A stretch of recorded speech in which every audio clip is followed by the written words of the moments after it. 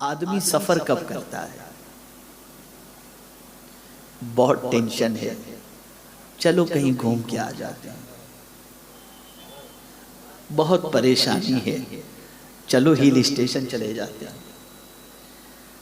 حضور صلی اللہ علیہ وسلم کو جب رب نے سفر معراج کرایا وہ ٹینشن کا زمانہ تھا، عام الحزن، عجیب سچویشن تھی۔ سرکار صلی اللہ علیہ وسلم کے چچا بھی اس دنیا سے کچھ کر گئے، اور حضور صلی اللہ علیہ وسلم کی چہیتی بیوی ام المؤمنین حضرت خدیجہ الکبریٰ رضی اللہ تعالیٰ عنہ بھی اس دار فانی سے کچھ کر گئیں۔ سچویشن بڑی عجیب تھی۔ آقا کریم صلی اللہ علیہ وسلم انسانوں کو دعوت دینے کے لیے جاتے، جواب میں لوگ پتھر برساتے۔ سرکار صلی اللہ علیہ وسلم حق کی بات کرتے، جواب کے اندر لوگ غلط کلمات استعمال کرتے۔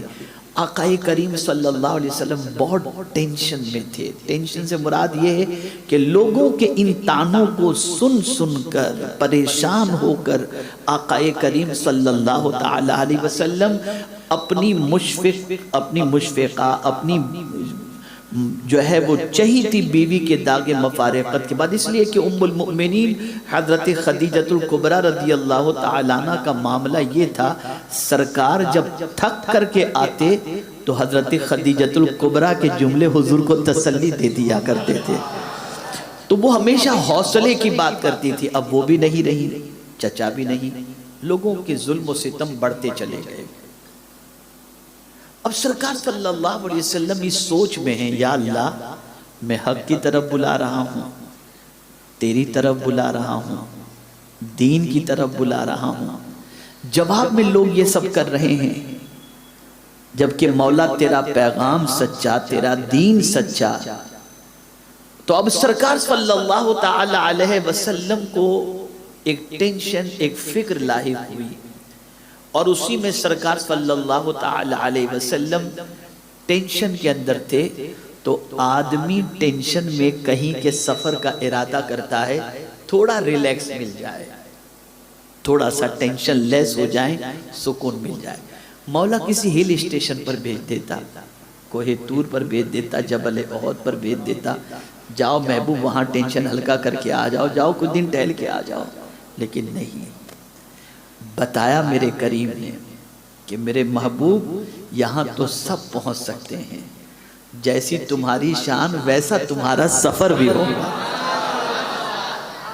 تمہارا سکون پہاڑوں میں نہیں ہے، تمہارا سکون تو میرے دیدار کے اندر رکھا ہوا ہے۔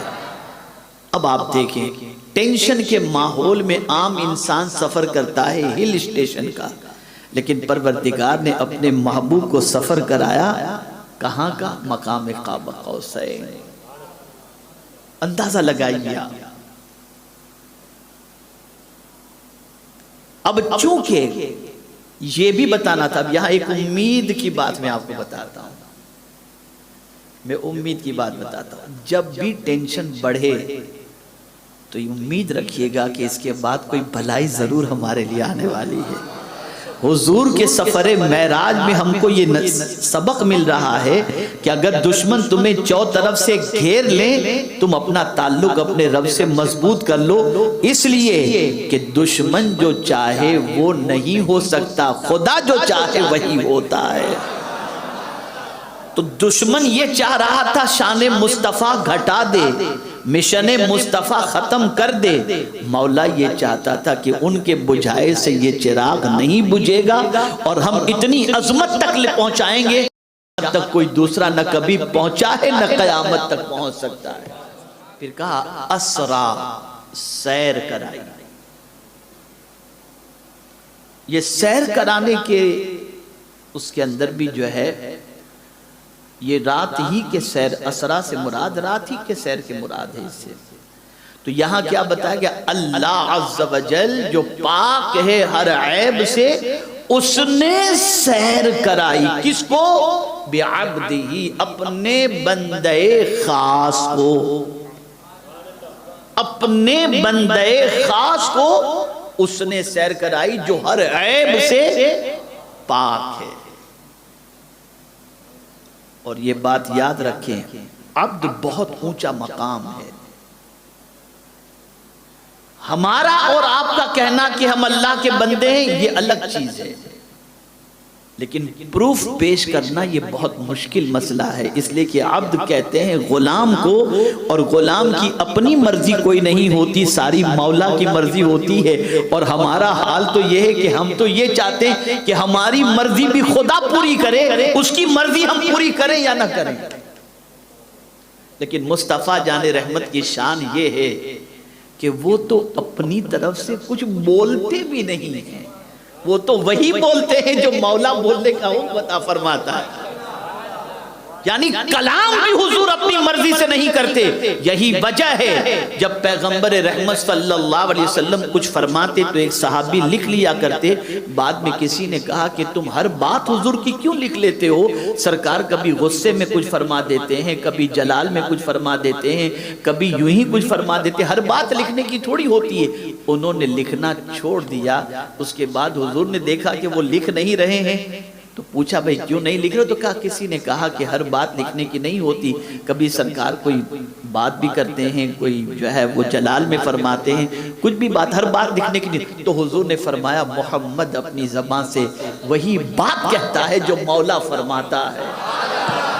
تو حضور کا حال تو یہ ہے کہ بولتے بھی وہی ہیں جو مولا فرماتا ہے، کرتے بھی وہی ہیں جو مولا فرماتا ہے۔ تو پروردگار کے بندوں کے اندر حضور جیسا کوئی بندہ نہیں، رسولوں میں حضور جیسا کوئی رسول نہیں، نبیوں میں حضور جیسا کوئی نبی نہیں۔ سب سے اعلیٰ و اولا ہمارا نبی، سب سے بالا و والا ہمارا نبی، اپنے مولا کا پیارا، دونوں عالم کا دولہا ہمارا نبی، سب سے اولا۔ کمال کی بات ہے، حضور نے خواہش کا اظہار نہیں کیا کہ مولا میں تجھے دیکھنا چاہتا ہوں، نہیں۔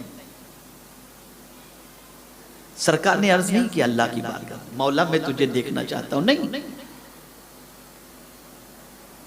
بلکہ فرمایا گیا کہ رسول اعظم صلی اللہ علیہ وسلم حتیم کے اندر تشریف فرماتے یا ام ہانی کے یہاں تشریف فرماتے، نیم خواب کی حالت تھی، نہ مکمل بیدار تھے نہ مکمل آرام فرماتے۔ اب ادب دیکھیے، کار آرام فرما رہے ہیں، رب نے جبریل امین کو بھیجا، قربان جائیے اس رسول کی عظمت پر، قربان جائیے، جبریل امین کو بھیجا، سید الملائکہ، اللہ اکبر، اور پھر یوں ہی نہیں بھیجا، سواری کے ساتھ بھیجا۔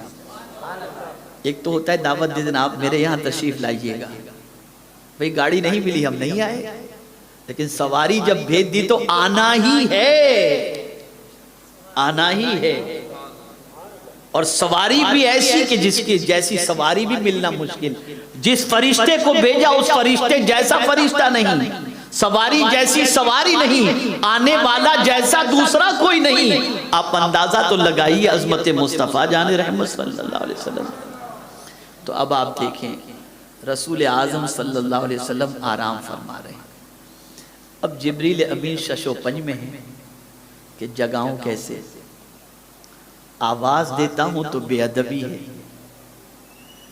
اگر سرکار صلی اللہ علیہ وسلم کو میں جگانے کے لیے آپ کے وجود اقدس کو ٹچ کرتا ہوں تو بھی بے ادبی ہے، تو اب جگاؤں کیسے، جگاؤں کیسے؟ تو مولا عز و جل نے حضرت جبریل امین سے فرمایا یا جبریل قبل قدمے، اے جبریل میرے محبوب کے دونوں قدموں کو چوم لو۔ جبریل امین نے قدمین مصطفیٰ جان رحمت صلی اللہ علیہ وسلم کو بوسہ دیا، آقا کی آنکھ کھلی تو جبریل امین علیہ الصلوۃ والتسلیم نے عرض کیا ان اللہ اشتاق الی لقائک یا رسول اللہ، کہ بے شک اللہ آپ سے ملنے کا مشتاق ہے۔ عظمت دیکھیے کہ پروردگار فرماتا ہے بے شک اللہ آپ سے ملنے کا مشتاق ہے، اے اللہ کے رسول صلی اللہ تعالی علیہ وسلم۔ کیا عظمت ہے میرے آقا صلی اللہ علیہ وسلم، سرکار صلی اللہ تعالی علیہ وسلم بیدار ہوئے، شق صدر ہوا، اور پھر اس کے بعد حضور صلی اللہ علیہ وسلم نے سفر پر روانگی جو ہے وہ شروع فرمائی. لیکن آپ دیکھیں اس کے لیے رات کا انتخاب کیا گیا. دن میں اگر حضور جاتے تو ہر جانے والا رفتار کو بھی دیکھتا، سواری کو بھی دیکھتا تو مان لیتا. لیکن رات کو اس لیے بلایا گیا تاکہ مومن اور منافق دونوں کی پہچان ہو جائے، یہ پتا چلے کہ کون مانتا ہے اور کون نہیں مانتا. جو مانا اسے صدیق کہتے ہیں اور جو نہ مانا اسے زندیق کہتے ہیں. تو رات کو سیر کرائی. اور یہاں ایک اور ذہن بھی دیا، محبوب سے ملاقات کا وقت رات ہی کا ہوا کرتا ہے، رات ہی کا ہوا کرتا ہے. اسی لیے اولیاء کی شان جب قرآن نے بیان کی تو یہ نہیں فرمایا کہ وہ دن میں بہت نماز پڑھتے، نہیں. والذین یبیتون لربہم سجدا وقیاما تتجافی جنوبہم عن المضاجع یدعون ربہم خوفا وطمعا. آپ اندازہ لگائیں رات کی عبادت، اس لیے کہ ہر محبوب اپنے محب سے رات کے وقت ملنا پسند کرتا ہے. اور اسی لیے اسلام کے اندر نزول قرآن کے لیے رات کا انتخاب. شب برات، شب قدر، شب معراج، شب عید میلاد، یہ ساری چیزیں رات ہی میں آپ کو ملیں گی. اس لیے کہ میرے پیارے آقا صلی اللہ علیہ وسلم کے پیارے دیوانوں، رات بہت ساروں کے دامن پر گناہوں کے دھبے لگاتی ہے، اور رات ہی ہے جو بہت ساروں کے دامن پر لگے ہوئے گناہوں کے دھبوں کو مٹا دیتی ہے. رات کا رونا اللہ کو پسند آتا ہے. اور اگر کوئی انسان یہ چاہتا ہو کہ دن میں اس کے چہرے پر نور ہو، حضور فرماتے ہیں وہ تہجد کی نماز ادا کرے، دن میں اللہ اس کے چہرے کو منور فرماتے ہیں. رات گناہوں کے اندر گزارنے کے لیے نہیں، اللہ کی بندگی کے لیے. رب نے بتایا میں اپنے محبوب کو رات کے وقت بلا کر اپنا دیدار کرا رہا ہوں.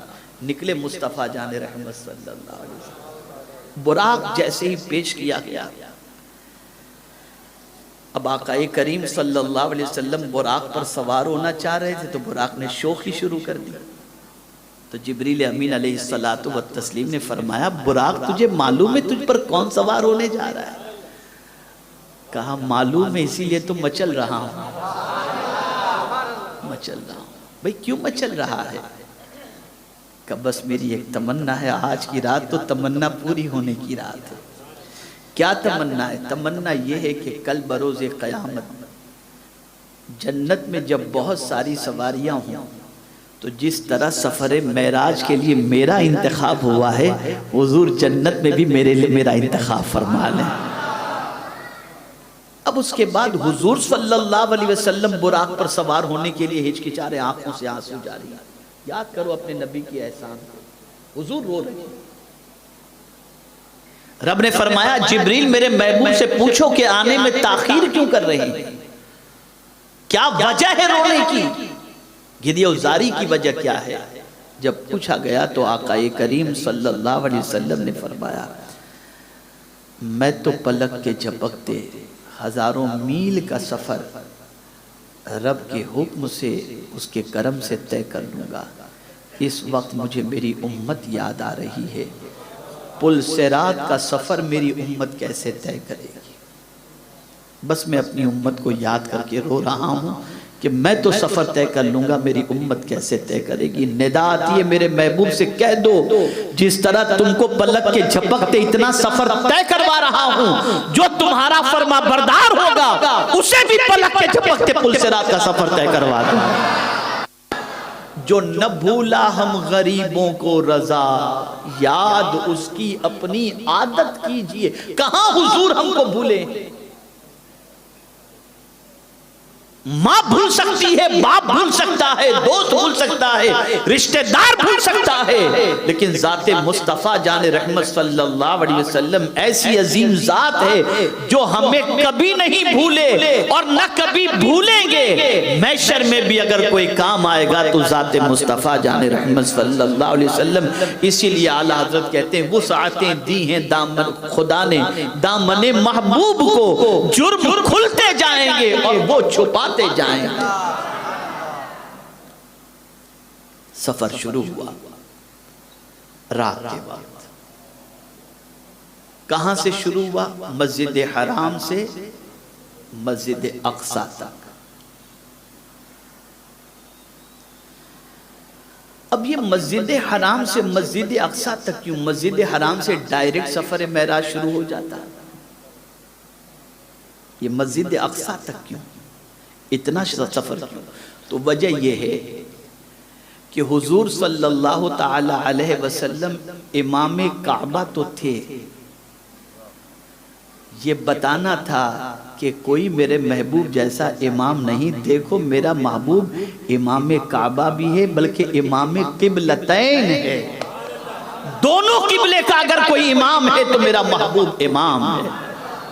اور پھر آپ جانتے ہیں مسجد اقصی میں سرکار صلی اللہ علیہ وسلم نے سارے انبیاء کرام علیہم الصلاۃ والتسلیم کی امامت فرمائی، مسجد حرام سے مسجد اقصی تک۔ ایک حکمت یہ بھی ہے کہ مکے کے لوگ یہ جانتے تھے کہ آقا کریم صلی اللہ تعالی علیہ وسلم کبھی بیت المقدس تو گئے نہیں، کبھی گئے نہیں۔ اب جب گئے نہیں تو اب سرکار وہاں سے جب پلٹ کر کے آئیں گے تو لوگ پوچھیں گے تو صحیح کہ بتاؤ مسجد اقصی کی کھڑکیاں کیسی ہیں، وہاں کا ماحول کیسا ہے، وہ کہاں واقع؟ تو پروردگار نے پہلے یہ سفر کروا دیا تاکہ اس لیے کہ آگے والا سفر تو کوئی دوسرا گیا ہی نہیں نا، مسجد اقصی تک تو سب گئے ہیں، اس کے آگے تو کوئی گیا نہیں، وہاں کی بات تو آپ ایسے۔ تو رب قدیر جل جلالہ نے مسجد حرام سے مسجد اقصی تک کا سفر طے کروایا تاکہ جب اس کے آگے کے سفر سے سرکار مشرف ہو کر کے جب پلٹیں تو یہ پہلے سفر کے بارے میں لوگ سوال کریں گے، آگے کے بارے میں کیا جانیں کہ وہ سوال کریں گے، یہ سوال کریں گے کہ اگر آپ مسجد اقصی گئے تھے تو بتاؤ مسجد اقصی کیسی ہے، اس کی کھڑکیاں کیسی ہیں، آپ نے کیا کیا دیکھا؟ قربان جائیے میرے رب کی عظمت پر کہ پروردگار نے یہ سفر طے کروایا اور کس طرح سے پلک کے جھپکتے۔ فرمایا گیا زنجیر بھی ہلتی رہی، بستر بھی رہا گرم، ایک آن میں گئے آئے محمد صلی اللہ تعالی علیہ وسلم، یہ سرکار صلی اللہ علیہ وسلم تو گئے مسجد اقصی پہنچے، اور جب گئے مسجد اقصی کی طرف تو حضرت موسیٰ علیہ السلام کی قبر کے قریب سے گزرے، دیکھا اس میں نماز پڑھ رہے ہیں، یہ حدیث میں موجود ہے، اور یہ بتا دیا گیا کہ نبی اپنی قبر کے اندر زندہ ہیں، زندہ ہیں اپنی قبر میں، اور یہ بھی بتا دیا گیا ہزاروں سال پہلے اگر کوئی نبی اس دنیا سے کچھ کر گئے تو مصطفیٰ کی نگاہوں کو قدرت نے یہ طاقت دی ہے کہ نبی قبر میں کیا کر رہے ہیں یہ بھی مصطفیٰ دیکھ رہے ہیں، یہ بھی دیکھ رہے ہیں۔ میرے پیارے آقا صلی اللہ علیہ وسلم کے پیارے دیوانوں اور سارے انبیاء کرام وہاں پر جمع ہوئے اور رسول اعظم صلی اللہ علیہ وسلم نے سب کی امامت فرمائی۔ ایک وجہ مسجد اقصی کی طرف کے حوالے سے قرآن نے وضاحت فرمائی، الذی بارکنا حولہ، مسجد حرام سے مسجد اقصی تک کے سفر کی وجہ یہ ہے کہ ارد گرد اس کے جو ہے وہ برکتیں اللہ نے رکھی ہیں۔ اب یہ برکتیں کیا ہیں؟ تو مفسرین فرماتے ہیں باغات بھی ہیں اور انبیاء کے مزارات بھی ہیں۔ پتہ یہ چلا جہاں مزارات ہوتے ہیں وہاں کو اللہ نے برکت بتایا کہ وہاں اللہ کی برکتوں کا نزول ہوتا ہے، تو انبیاء کرام کی مزارات وہاں پر ہیں تو اس کے ارد گرد اللہ نے برکتیں رکھی ہیں۔ اب پروردگار نے سفر معراج کا مقصد بیان فرمایا، لِنُرِيَهُ مِنْ آیاتنا، یہ ریزن ہے سفر معراج کا، ریزن ہے، مقصد ہے تاکہ ہم اپنی عظمت والی نشانیاں دکھائیں۔ یہ ایسا سفر نہیں تھا کہ گئے اور آ گئے بس، نہیں، بلایا اس لیے گیا تھا تاکہ محبوب عظمت والی نشانیاں دیکھو۔ جس تمہاری امت کے بارے میں نے یہ کہا ہے، ان اللہ اشتری من المؤمنین انفسهم لہم بأن لہم الجنہ کہ بے شک اللہ نے مومنوں کے جان اور مال کو خرید لیا جنت کے بدلے میں۔ محبوب تم تو ولادت سے لے کر ہمیشہ اپنی امت کے لیے تڑپتے رہے نا، تو اب آؤ میں تمہیں بتاتا ہوں کہ تمہاری امت کے جان و مال کو میں نے جس چیز کے بدلے میں خریدا ہے، آؤ ذرا وہ جنت بھی تو دیکھ لو تاکہ تمہیں پتا چلے کہ تمہاری امت کے لیے میں نے کیا سجا کر کے رکھا ہے۔ یہ عظمت والی نشانی تمہیں دکھا دی، ایک ایک نشانی عظمت والی نشانیاں۔ یہ عظمت والی میں کیوں کہہ رہا ہوں؟ آپ کہیں گے یہ قرآن کی کون سی آیت اور کون سے لفظ سے آپ نے عظمت والا ترجمہ بنا لیا؟ تو یاد رکھیں آیات اور پھر نسبت اللہ نے اپنی طرف کی، آیاتنا عظمت والی ذات کی طرف کوئی چیز منسوب ہو تو وہ بھی عظمت والی ہو جایا کرتی ہے۔ تو یہ عظمت والی نشانیاں دکھانے کے لیے پروردگار کے پیارے حبیب صلی اللہ علیہ وسلم نے بہت کچھ دیکھا، جنت دیکھی، جہنم دیکھی، سرکار صلی اللہ علیہ وسلم نے سب کچھ مشاہدہ کیا، سب کچھ دیکھا، سب کچھ دیکھتے رہے دیکھتے رہے دیکھتے رہے، اور میرے پیارے آقا صلی اللہ تعالی علیہ وسلم کے پیارے دیوانوں یہاں تک میرے رب کے قریب ہوئے کہ رب نے اپنا جلوہ بھی دکھا دیا، اپنا جلوہ بھی دکھا۔ اور کس طرح سے حضور نے دیکھا اپنے رب کو، سبحان اللہ۔ کس کو دیکھا یہ موسیٰ سے پوچھے کوئی، آنکھ والے کی ہمت پہ لاکھوں سلام۔ ایک تجلی کو دیکھ کر حضرت موسیٰ گچ کھا کر کے گر گئے، لیکن یا رسول اللہ آپ کی عظمتوں پر قربان، ما زاغ البصر وما طغى، کہ رب کے جلوے کو جب حضور نے دیکھا تو نہ آنکھ جھپکی نہ ہلی، بلکہ مصطفیٰ جان رحمت نے اپنے رب کو اپنی ماتھے کی آنکھوں سے دیکھا۔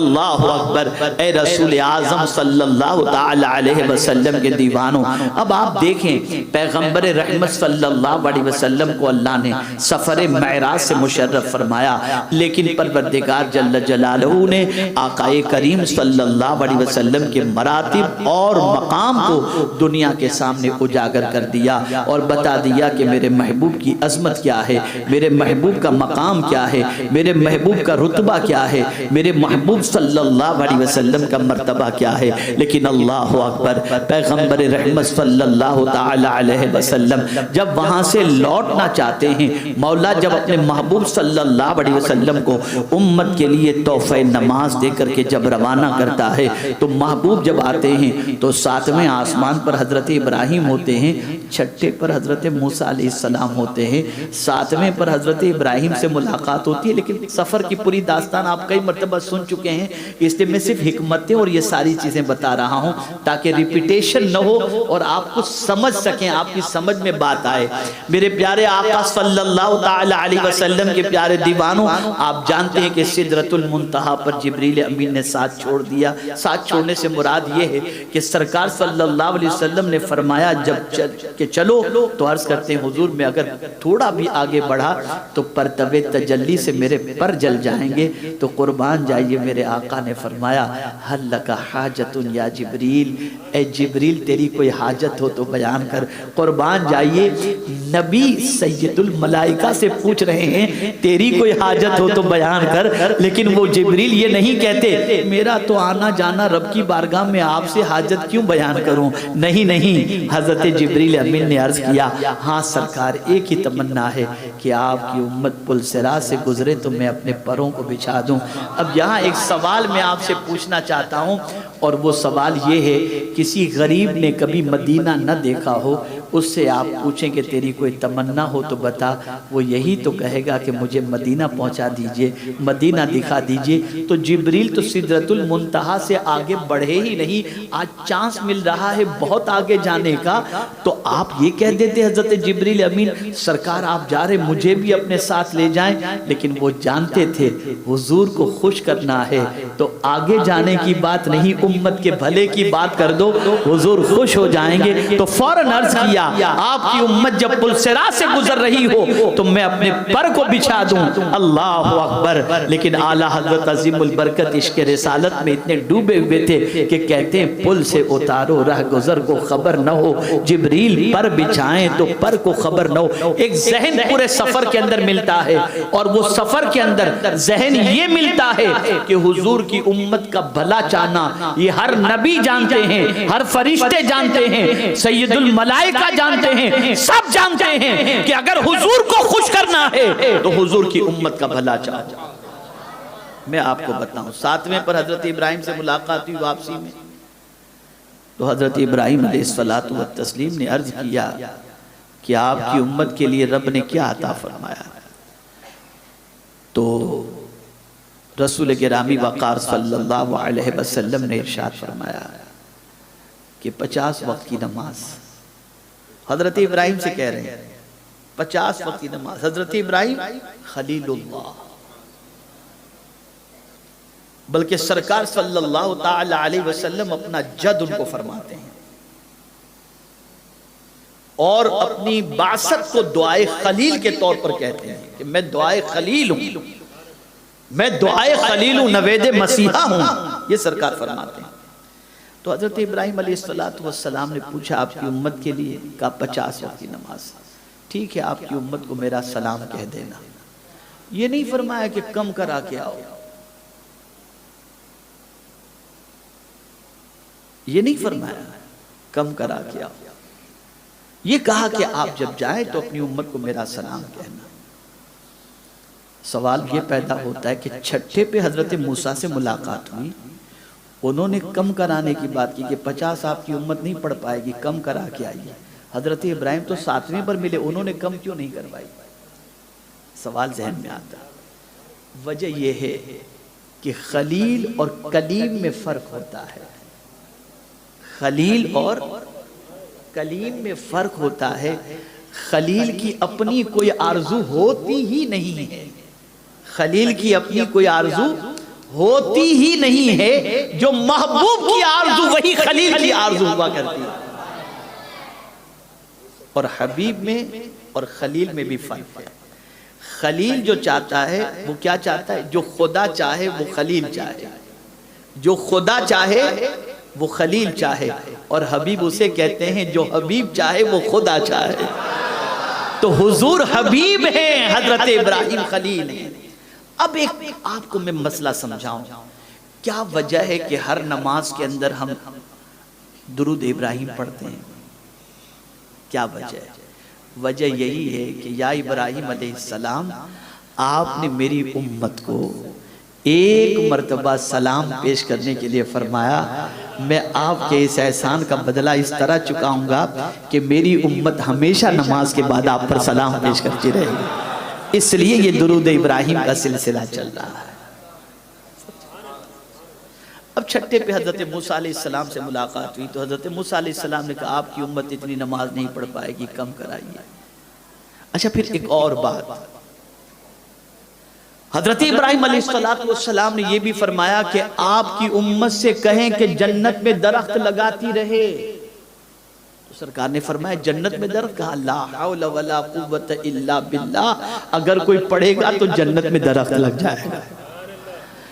اور جنت کے درخت کی بات کر کے بتا دیا. حضور صلی اللہ علیہ وسلم بھی یہ فرماتے ہیں کہ اگر کوئی شخص یہ چاہتا ہو کہ اس کا غم ہلکا ہو جائے تو لا حول کثرت سے پڑھے, اللہ اس کے غم کو ہلکا فرما دے گا. غم کا علاج. عرش کے نیچے سے پروردگار نے تحفہ بھی عطا فرمایا, جس میں سورہ بقرہ کی آخری 2 آیتیں بھی ہیں. یہ بھی اللہ نے تحفتاً اس امت کے لیے عطا فرمائی. تو اب حضرت موسیٰ علیہ السلام کم کرانے کی بات کر رہے ہیں. کہہ سکتے تھے, لوگ کہتے ہیں, مفسرین فرماتے ہیں, صوفیہ فرماتے ہیں کہ حضرت موسیٰ علیہ السلام چونکہ اللہ کے جلوے کو دیکھنے کی تمنا دل میں رکھے ہوئے تھے, تو اب وہ تمنا حضرت موسیٰ علیہ السلام کی اللہ پوری کرنا چاہتا ہے. تو یوں پوری کروا رہا ہے کہ ڈائریکٹ تو نہیں دیکھ سکتے, محبوب کے وسیلے سے دیکھ لو, محبوب کے توسل سے دیکھ لو. تو محبوب مجھے دیکھ کر کے آ رہا ہے, تم محبوب کی آنکھوں میں میرا جلوہ دیکھ لو. تو حضرت موسیٰ سوچتے ہیں کہ میں اگر یہ کہوں کہ جاؤ 50 زیادہ ہے کم کرا کے آؤ تو نہیں، بات یہاں امت کی کروں گا تو محبوب چلا جائے گا، اس لیے کہا کہ آپ کی امت جو ہے نا 50 وقت کی نہیں پڑھ سکتی، بس امت کی تکلیف کا خیال آیا، حضور چلے گئے، بلکہ 9 مرتبہ گئے اور 9 مرتبہ جا کر کے سرکار صلی اللہ علیہ وسلم نے 5 مرتبہ کم کرائے اور اس کے بعد 5 وقت کی رہ گئی۔ اللہ اکبر۔ لیکن میرے کریم نے فیصلہ سنا دیا، محبوب ہمارے یہاں جو ایک بار فیصلہ ہو جاتا ہے وہ فیصلہ اٹل ہوتا ہے، سنو پڑے گی آپ کی امت 5 لیکن ثواب ملے گا 50 کا۔ تو آج کی رات تحفہ نماز ہمیں نصیب ہوا، آج کی رات۔ میں یہاں ایک بات آپ کے سامنے عرض کروں، اے رسول اعظم صلی اللہ تعالی علیہ وسلم کے دیوانوں، گزشتہ سال لاک ڈاؤن تھا، لوگ کیسے کیسے مسجد میں گھسنے کی کوشش کرتے تھے، ہمیں بلا لو، ہمیں اندر آنے دو، یہاں تک کہ ہمیں اطلاع ہے کہ لوگ دیواریں پھلانگ کر مسجد میں جاتے تھے۔ مولا نے اپنے بندوں کی یہ تڑپ دیکھی، دروازے کھول دیے دروازے کہ میرا بندہ اتنا تڑپ رہا ہے، لیکن یہ گندا بندہ، دروازے کھل گئے تو آنا بند۔ میں آپ کو پوری دیانت داری اور آبزرویشن کے اعتبار سے بتا رہا ہوں، میرا اپنا آبزرویشن ہے، مسجد میں نگاہ اٹھا کر کے دیکھ لیجئے گا، نئے نمازی نہیں ملیں گے آپ کو، وہی پرانے نمازی ہی آپ کو ملیں گے۔ جو لاک ڈاؤن کے اندر دروازہ توڑ کر اندر جانے کی بات کرتے تھے، وہ باہر ہی رہ رہے ہیں ابھی بھی، وہ اندر نہیں آ رہے ہیں۔ کتنے نمازی بڑے ہمارے یہاں، کتنے نمازی بڑے، ہوش کے ناخن لو، اللہ کے گھر کو آباد کرو، اللہ کے گھر کو ویران مت کرو۔ یہ جو دنیا ویران ہو رہی ہے، گھر ویران ہو رہے ہیں، دل ویران ہو رہا ہے، اس کی سب سے بڑی وجہ یہ ہے کہ ہم نے اللہ کے گھر کو ویران کیا۔ کہاں گئی ہماری وہ تڑپ، کہاں گئی وہ ہماری بے قراری؟ آج پھر ٹینشن مائنڈ کے اوپر ہے، یہ گائیڈ لائن آ گئی، پتہ نہیں رمضان میں کیا ہوگا، تراویح ملے گی کہ نہیں ملے گی۔ اس سے پہلے کہ ایسا کوئی حادثہ پیش آئے، اللہ کی طرف رجوع کرو، توبہ کرو، مسجدوں کو آباد کرو، گناہوں سے اللہ کی بارگاہ میں استغفار کرو، اور آج کی رات اللہ کی بارگاہ میں مغفرت حاصل کرنے کی رات ہے۔ اس لیے کہ یاد رکھیں، بس یہ آخری بات میں عرض کرتا ہوں، ویسے میں زیادہ بول نہیں پاتا ہوں، مختصر بولتا ہوں، لیکن آج کچھ زیادہ ہی تھوڑی سی لمبی گفتگو ہو گئی، اور ایسا لگ رہا ہے جیسے ابھی نہیں کیا ہے۔ ابھی تو میں نے سفر معراج کی وہ ساری دوسری حکمتیں وغیرہ تو میں بیان ہی نہیں کر سکا، اوپر سے صرف سرسری طور پر میں نے گفتگو کی، لیکن میں آپ کو بتاؤں کہ آج کی رات کیوں مقبول رات ہے۔ عرفات کے میدان میں دعا قبول ہوتی ہے؟ بھئی جواب دیجئے آپ، ہوتی ہے نا؟ حاجی عرفات کے میدان میں جو دعا مانگے دعا قبول، کیوں؟ کیا ہے وہاں پر؟ وہ تو ایک میدان ہے۔ تو جواب ملے گا، ایک نبی کی ایک ولیہ سے ملاقات ہوئی، حضرت آدم، عرفہ کہتے ہیں پہچاننے کو، حضرت آدم نے اپنی بیوی کو پہچان لیا، دونوں کی ملاقات عرفات کے میدان میں ہوئی۔ اس ملاقات کے وقت کو پروردگار نے اتنا مقبول بنا دیا کہ اب جہاں ملاقات ہوئی اس جگہ پہ کوئی پہنچ کے دعا کرے تو اللہ دعا کو قبول کر لیتا ہے۔